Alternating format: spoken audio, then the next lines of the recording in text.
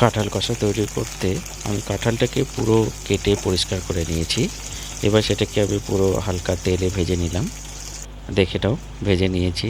কিছু আলু ভেজে নিয়েছি, পুরো ভেজে তুলে রাখলাম।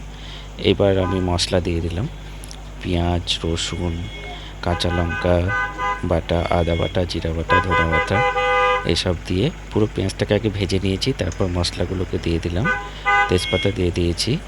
এবার সুন্দর করে কষিয়ে তারপর একটু জল দিলাম। জল দিয়ে টমেটো আমি 1 পিস দিয়েছি প্রথমে, পরে আমি টমেটোটা দেব। তারপর ভালো করে কষিয়ে কষিয়ে কষিয়ে কষিয়ে নিচ্ছি, দেখে নাও। আমি কিছু পেঁয়াজও বেটে দিয়েছি, কিছু রসুনও বেটে দিয়েছি, আর গোটাও দিয়েছি। পুরো জিনিসটাকে পুরো ভাজা ভাজা করে নিয়েছি, পুরো কষিয়ে নিয়েছি। এবার কষিয়ে নেওয়ার পর আমি ভাজা যে আলু আর কাঁঠালটাকে রেখেছি সেগুলোকে দিয়ে দিলাম।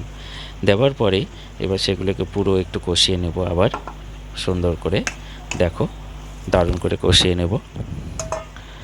ভালো করে কষিয়ে নিয়ে মোটামুটি 10-15 মিনিট কষিয়ে নেব, হালকা লাইট হিটে, লো হিটে কষিয়ে নেব। দেখে নাও, সুন্দর করে কষিয়ে নিচ্ছি। এবার কষিয়ে নেওয়া আমার হয়ে গেছে, পুরোপুরি কমপ্লিট। দেখে নাও কত সুন্দর লাগছে কালারটা।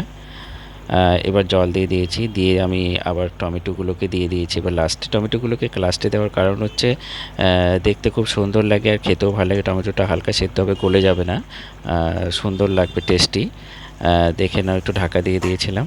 তারপর ঢাকা তুলে দেখো কত সুন্দর পুরো সেদ্ধও হয়ে গেছে জিনিসটা, পুরো সুন্দর দেখতে হয়েছে, খেতে সুন্দর লাগবে। তোমরা রুটি বা ভাত যে কোনোর সঙ্গে খেতে পারবে। এইবার আমি এটাকে এনে এলাচ, দারচিনি আর রসুন বেটে রেখেছিলাম সেটা অ্যাড করে দিলাম সুন্দর।